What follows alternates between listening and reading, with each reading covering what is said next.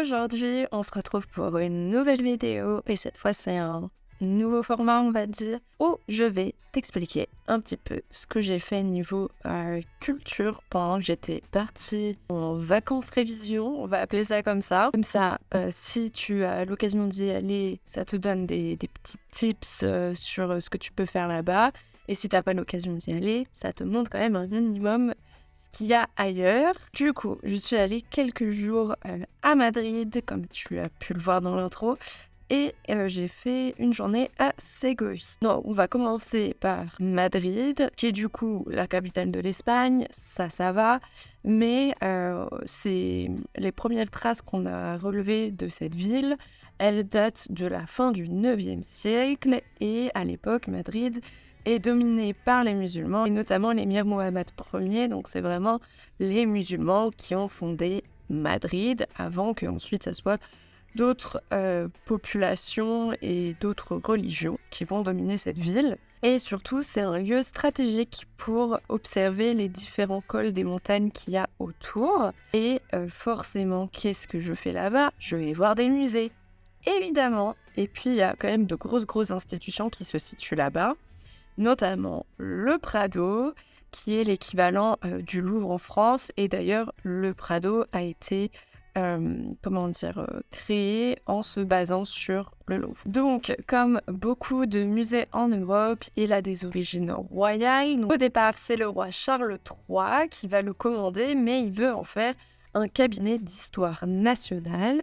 Et ça sera seulement avec son petit-fils, donc bien après, Ferdinand VII, que le bâtiment va devenir le nouveau musée royal de peinture et de sculpture, et qu'il va ouvrir ses portes au public en 1819 et qui ne sera pas seulement réservé soit à des artistes, soit uniquement à la famille royale ou autre. Là, ça sera vraiment public à partir du 19e siècle. À l'origine, du coup, c'est un lieu qui se focus quand même fortement sur la peinture espagnole puisque nous sommes en Espagne. Mais peu à peu, la collection, elle va s'élargir jusqu'à nos jours et on va retrouver vraiment différentes écoles européennes. La collection, elle s'étend du XIIe siècle jusqu'au début du XXe siècle.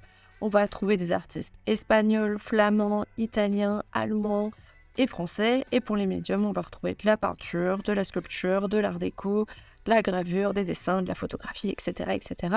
Donc c'est quand même vraiment une grosse institution, comme je te l'ai dit. C'est un musée qui est très très grand, vraiment une journée tu peux pas le faire, c'est comme le Louvre. Et la collection est très intéressante, les cartels étaient totalement suffisants. Cependant, il faut parler soit espagnol, soit anglais pour comprendre ce qui est marqué. Mais je pense que tu as la possibilité d'avoir des audio-guides dans ta langue au besoin. J'ai trouvé que les salles étaient bien faites. J'ai vu notamment la présence de certaines artistes femmes, mais il n'y en a pas non plus...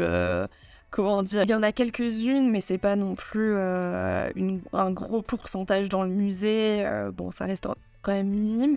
Mais ce que j'ai quand même apprécié, c'est que, surtout dans la partie 19e que j'ai privilégiée du coup pour ma visite, c'est que dans les cartels qui t'expliquent en fait la salle, donc par exemple, je sais pas, le paysage en Espagne ou ce genre de choses, il y avait les femmes qui étaient intégrées dans ces cartels principaux et pas seulement dans les cartels à côté de leurs œuvres. Donc ça, c'était intéressant, notamment parler de la place des artistes femmes à cette époque, etc. Donc j'ai trouvé ça plutôt cool. Petite note qui m'a un peu contrariée pour ceux qui ont suivi sur Instagram, c'est que les photos sont interdites au Prado. Et je vais nuancer, c'est les photos des œuvres qui sont interdites parce que j'ai pris bon nombre de cartels en photo et les gardiens me regardaient droit dans les yeux, me voyaient vraiment faire ces photos sous leur nez et ne me disaient rien. Et par contre, dès que mon objectif s'approchait d'une œuvre d'art, là, ils me disaient de ne pas prendre en photo. Donc, je me suis renseignée parce que j'étais... Franchement, je vais faire le cliché de la Française qui râle, mais j'étais dégoûtée de ne pas pouvoir prendre des photos, notamment pour mes révisions, en fait, tout simplement, d'avoir le détail d'une œuvre que je veux précisément. Il n'y a pas forcément toutes les œuvres qui sont numérisées dans des qualités optimales, et puis même, en fait, juste pour avoir toute la chronologie de ma visite, c'est plus simple après pour me rappeler de telle ou telle œuvre, de ce qui m'avait interpellée, etc. Et même pour retrouver les œuvres après sur internet, enfin bon, bref, je pense que t'as capté un peu l'enjeu. Et du coup, en me renseignant, je me suis aperçue que c'est une loi qui date de 2010 et qui vise en fait à sécuriser les œuvres et à éviter aussi trop d'engorgement dans les salles. Je tiens à dire que dans les salles où j'étais au Prado, il n'y avait pas un engorgement maximal. C'était tout à fait possible de faire des photos sans déranger d'autres personnes. En plus, dans tous les cas, tu n'utilises pas le flash, donc je vois pas trop en quoi ça dérange, mais bon, passons.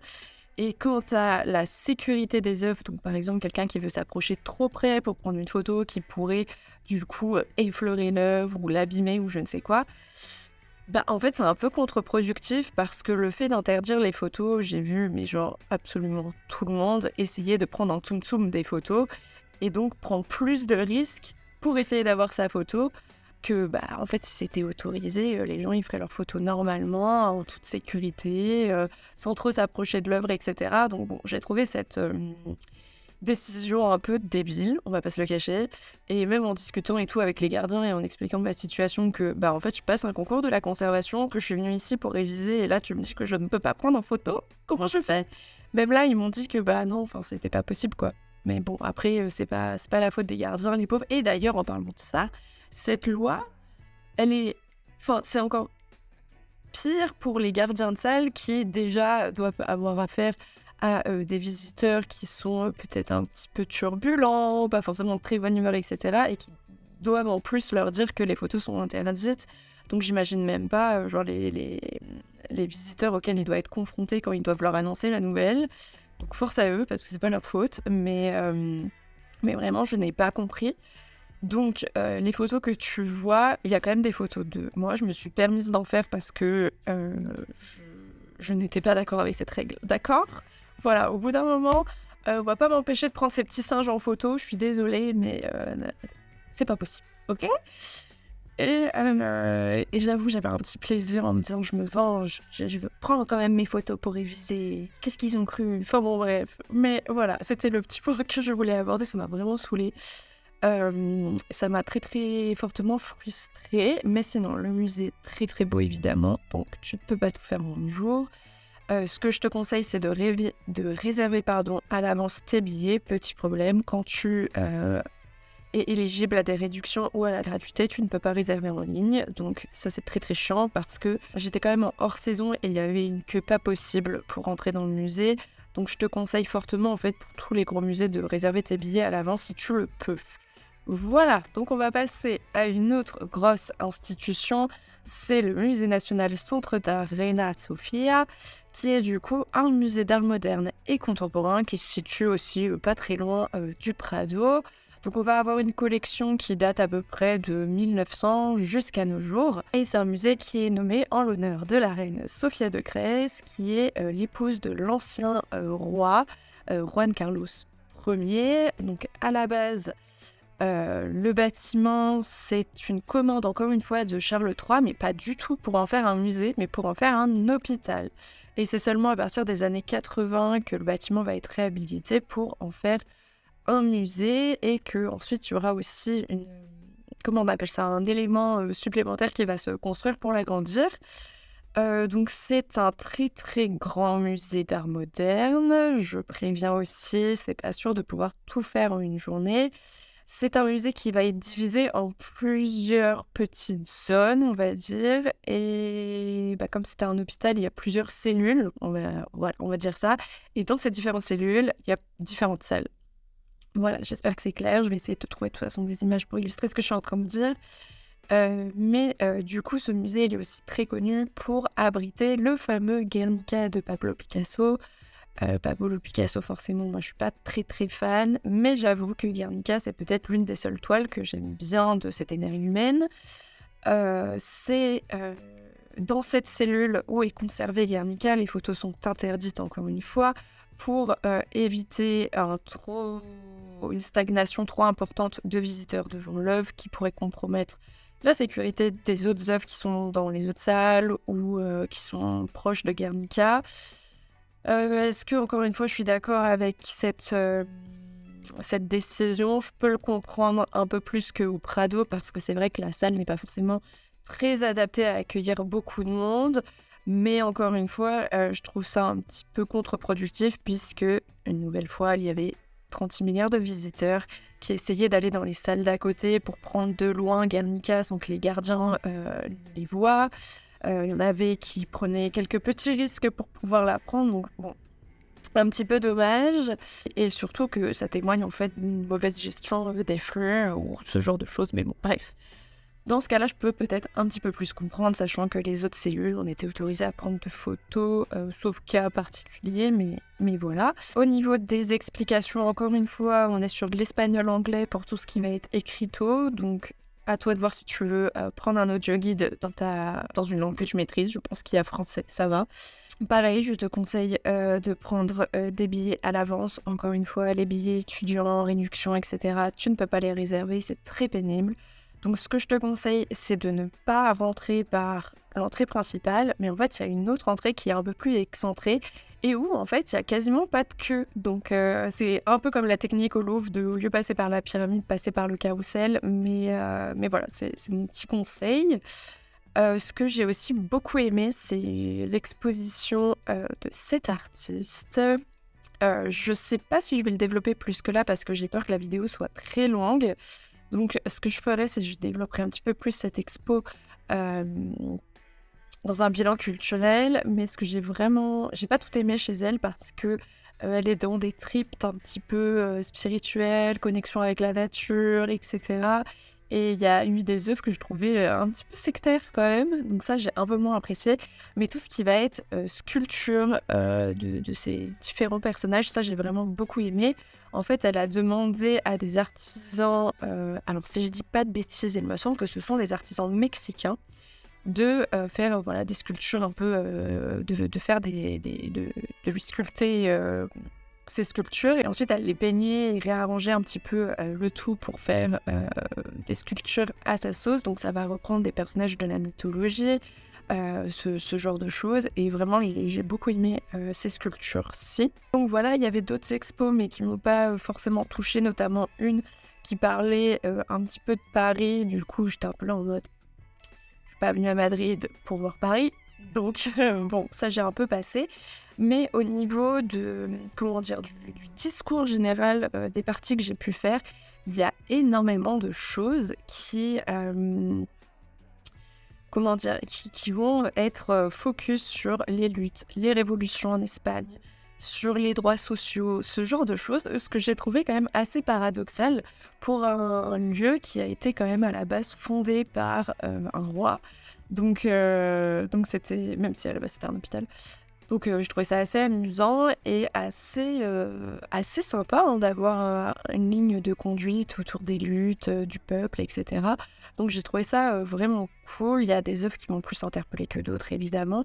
Mais en tout cas, une très belle collection et c'est quelque chose à faire, évidemment, si tu vas à Madrid. Ensuite, malheureusement, je n'ai pas pu faire le musée de Thyssen. J'ai pas eu le temps, mais ça sera pour une prochaine fois. Mais on va parler du musée, je pense, que j'ai le plus apprécié, qui est le musée Sorolla, qui est du coup le musée de l'artiste Joaquín Sorolla, qui est en fait sa dernière maison, qui est devenue musée. Les équipes, elles ont essayé quand même de garder l'essence du lieu quand elles ont pu le faire. Notamment, par exemple, tu n'auras pas de présence de cartels à côté des œuvres. Tous les cartels sont sur des fiches, en fait, ce qui permet voilà, de garder un petit peu l'essence de la maison. Ça m'a pas dérangé du tout. Au contraire, en plus, comme dans les premières salles, il y avait un petit peu de monde, ça te permettait de te mettre dans un coin tranquille et puis d'observer avec ta feuille les différentes œuvres qui t'entouraient. Très cool aussi, il y a des fiches en français, donc si tu es comme mes parents et que tu ne parles ni espagnol ni anglais, tu pourras comprendre ce qui se passe et tu n'auras pas à demander à ta fille de faire la traduction de tout. Voilà. Donc, vraiment, je me suis reconvertie en Google Traduction pendant ce voyage. Mais bon, ma foi, au moins, j'ai pratiqué l'anglais, l'espagnol, tout. Voilà. Écoute, ça sert à ça aussi. Mais du coup, voilà, tu as des fiches en anglais, espagnol et français. Et vraiment, je l'ai trouvé super charmant, ce petit musée. Pour Sorolla, c'est l'un des peintres les plus connus d'Espagne pour ce qui va être de la fin du 19e et début 20e siècle. C'est un artiste qui va être assimilé aux impressionnistes, mais lui ne se définit pas comme tel, donc c'est quand même important de le mentionner. Et j'aime vraiment beaucoup ses œuvres. Il adore les sujets comme la mer, ce qui m'a fait beaucoup penser à une artiste que j'ai abordée sur la chaîne, mais évidemment, je ne pense pas qu'ils se connaissent. Donc, je te la mets dans le petit i si tu veux la voir. Donc, il va faire plein de petites choses et j'ai beaucoup aimé. Ce que j'aime le plus chez lui, c'est quand il représente de la nature ou des coins de jardin, ce genre de choses, parce que forcément, moi, les fleurs, tout ça, voilà, c'est des trucs qui me parlent. Mais même tout ce qui va être portrait ou scène, etc. C'est des choses que j'ai bien aimées chez lui. Enfin, j'aime bien sa peinture. En plus, dans certaines œuvres, il y a une texture aussi de peinture. Donc voilà, j'ai beaucoup aimé. Et juste avant, je te conseille encore une fois de réserver à l'avance tes billets parce que, en fait, comme cette année, c'est les 100 ans de sa mort, c'est vrai que c'est un lieu qui, à l'origine, n'était pas forcément très fréquenté, mais là, ça commence à avoir une fréquentation un peu plus dense. Donc, je te conseille de prendre tes billets à l'avance. Et là, j'étais en hors saison, il y avait quand même un peu de monde dans les premières salles, donc je ne sais pas ce que ça donne l'été. Voilà, je tiens à le dire.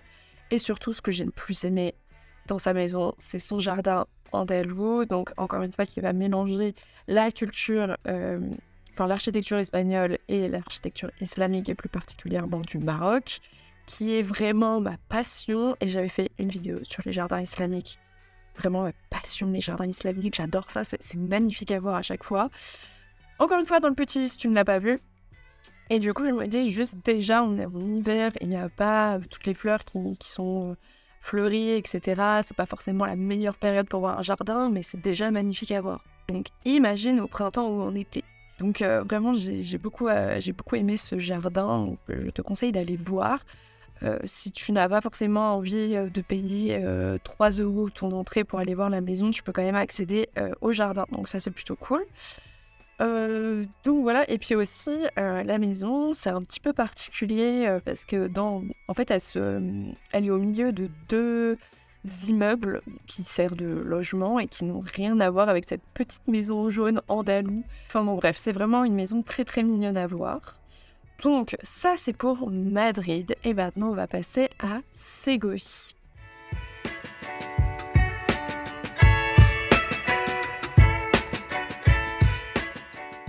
Donc, comme Madrid, Ségovie, c'est une ville stratégique parce qu'elle se situe dans les montagnes.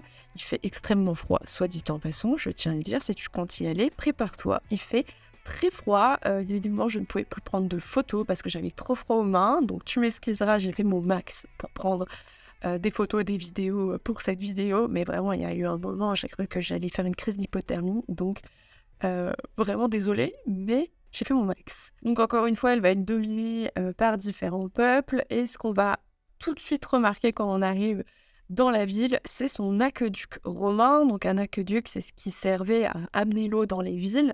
Et en fait, ce genre de construction, c'est très rare d'en voir dans d'aussi bon état aujourd'hui. Moi, évidemment, étant française, petite pensée à l'aqueduc du Pont du Gard, qui est plus impressionnant quand même que l'aqueduc de Ségovie, même si il est quand même superbe et qu'il n'est pas... ses pieds ne sont pas dans l'eau, c'est directement sur le sol. Donc ça, c'est vraiment la première chose que tu vas voir. Ensuite, quand tu vas continuer dans la ville, tu vas tomber sur la cathédrale gothique. De ce que j'ai compris, c'est un gothique espagnol et du coup, il y a quelques petites différences par rapport au gothique que nous, on connaît en France. Par exemple, dans l'architecture extérieure, même s'il y a quelques arcs-boutants, etc., c'est pas non plus... Il n'y a pas une profusion hardcore d'arcs-boutants. Elle a peut-être une structure un peu moins haute, si tu penses par exemple à Notre-Dame ou ce genre de choses. Elle va être construite sous le règne de Charles Quint, mais c'est pas du tout Charles Quint qui va financer la construction de cette cathédrale. En gros, il va dire à la population, oui, vous voulez un nouveau lieu de culte, pas de souci, mais c'est avec vos sous, vos matériaux et vous vous débrouillez en fait. La guide qui était avec nous nous a expliqué que c'était un petit peu une cathédrale recyclage, mais bon, ça arrive avec d'autres lieux de culte, hein, c'est pas la première cathédrale recyclée, on va dire. Donc en fait, avant cette cathédrale, non loin de l'Alcazar de Ségovie, il y avait en fait une église sur la place qui est juste devant l'Alcazar aujourd'hui. Sauf qu'il y a eu un conflit qui a fait que cette cette église est totalement détruite. Donc en fait, la population va réutiliser les pierres de cette église pour faire leur cathédrale. Petit souci, pour aller de ce point église jusqu'au nouveau lieu de la cathédrale, il y a des rues qui montent quand même pas mal. Donc pour porter des pierres, c'est un petit peu compliqué. Donc la cathédrale, au lieu de se construire, on va dire, dans un sens classique, en commençant par l'autel pour qu'elle soit en fait fonctionnelle le plus vite possible, ils vont commencer par l'arrière. Et donc pas du tout par l'autel. Et donc ils vont construire à l'envers cette cathédrale jusqu'à arriver à sa construction finale. Donc voilà. Et du coup aussi, il y a au niveau du plan de cette cathédrale, c'est un petit peu différent. Donc là, je vais pouvoir t'expliquer un petit peu mieux les plans de la cathédrale de Ségovie. Donc désolée pour la qualité, j'ai pas réussi à trouver mieux, mais ça devrait être à peu près clair, ça va. Donc, à gauche, tu as la fameuse cathédrale de Ségovie, et à droite, notre chère Notre-Dame, qu'on connaît quand même pas mal. Donc, déjà, ce que tu vois entre les deux, c'est que la cathédrale de Ségovie, elle a des petites choses en plus au milieu, chose que Notre-Dame n'a pas forcément. Donc, déjà à Notre-Dame, tu peux rentrer soit par le transept, qui est juste ici, par une porte ici et une porte ici, ou par la nef, par les différentes portes qui se trouvent ici. Si tu rentres par là, hop, tu traverses par la nef, tu passes par le transept, et ici, il y a le chœur avec l'autel, etc. Et donc, c'est là où il y aura... donc, c'est là où il dit la messe, etc., etc. Et puis, du coup, tu peux t'asseoir à ces niveaux-là. Il y a des bancs dans la nef. Et donc, tu as toute une longueur comme ça avec des bancs. Ici, c'est libre pour pouvoir circuler. Alors qu'à Ségovie, donc, tu peux rentrer aussi par le bas ou par les deux côtés ici. On a un petit cloître à droite. C'est plutôt sympathique. Mais tu vois que ici, dans la nef, il y a quelque chose un petit peu de particulier. En fait, c'est un jubé. Cette cathédrale a réussi à conserver son jubé. C'est pas le cas pour beaucoup. Donc ça, c'est quand même assez intéressant. Mais du coup, comme tu le vois, il est en plein milieu. Et en fait, ici, il n'y a pas de banc pour assister aux processions religieuses. Et ça va être en fait ici qu'il y aura tous les bancs, donc dans le transept. Et un petit peu en bas. Donc c'est ici qu'il y a tous les bancs qui sont rangés un peu bizarrement. Voilà, et ici il y aura du coup l'autel et tu as aussi une circulation qui se fait derrière pour aller voir les petites niches qu'il y a derrière. Mais du coup tu vois que c'est pas totalement pareil. Et aussi par rapport à la construction, ce que je te disais, c'est que du coup, la cathédrale a été construite dans ce sens, du bas vers le haut, plutôt que de commencer par le haut vers le bas, comme les restes de l'église se situaient en fait par là-bas. Voilà, en dehors de l'image, par là-bas, il y avait les pierres à recycler. Et du coup, c'était plus simple de construire par l'arrière pour finir à l'avant.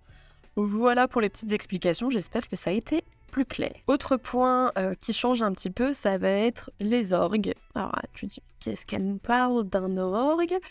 En fait, en Espagne, il y a leurs tuyaux qui sont à l'horizontale. Je n'avais jamais vu ça. Et du coup, ça fait un son un peu particulier, type trompette. Et pareil, de ce que nous disait la guide, elle a vu ça qu'en Espagne. Donc c'est potentiellement une particularité espagnole d'avoir des orgues avec les tuyaux horizontaux. J'avoue, c'était un peu bizarre quand je suis rentrée dans le jubé et que j'ai vu ça, j'étais en mode, tiens, ils sont bizarres leurs orgues ici. Mais du coup, voilà. Et aussi, ce qu'on va dire de cette cathédrale, c'est qu'elle va être, une sorte de témoin de la transition du gothique, qui est plutôt médiéval, qui va vers la Renaissance. Voilà, donc c'est une cathédrale qui est quand même assez particulière à ce niveau-là. Et du coup, on arrive à la fin. J'ai abordé le point de l'Alcazar, qui est évidemment la plus grosse attraction de la ville. Donc, l'Alcazar, c'est un château fortifié qui est à la fois résidence royale et forteresse, puisque je te rappelle donc, Ségovie, ville stratégique pour surveiller ce qui se passe dans les montagnes, etc., etc., et qui permet aussi de protéger ce qu'il y a derrière, comme la ville de Tolède, qui est l'ancienne capitale d'Espagne. Alcázar, il est fondé par les Almoravides, qui est une dynastie berbère dès 1120. Et évidemment, il y aura des agrandissements au fur et à mesure des différentes dynasties et peuples qui vont diriger la ville. Voilà, mais du coup, au niveau de l'architecture, tu vas retrouver une architecture donc, qu'on appelle mauresque, mélange architecture espagnole, architecture islamique, plus particulièrement le Maroc. Et du coup, à l'intérieur, les plafonds, les portes somptueux, tout ce que j'aime, des formes géométriques, ce genre de choses. Vraiment, j'adore. Très très beau à voir. Et puis, il y a une particularité aussi à Ségovie, et je suis désolée puisque je n'ai plus le nom technique de cette chose. Je n'ai pas réussi à le retrouver, donc si tu connais, n'hésite pas à me le dire pour que je le note quelque part. Mais en fait, sur les façades, il y a un motif assez particulier de rond, et c'est quelque chose qui est caractéristique à cette ville. Donc tu peux le retrouver sur l'Alcázar, mais aussi dans la ville. Et petite note aussi, la majorité de ce que tu vois aujourd'hui dans l'Alcázar, c'est entièrement reconstitué à une époque plus contemporaine, parce que malheureusement, au 19e siècle, l'Alcázar va avoir un énorme incendie qui va détruire en fait la majorité du bâtiment.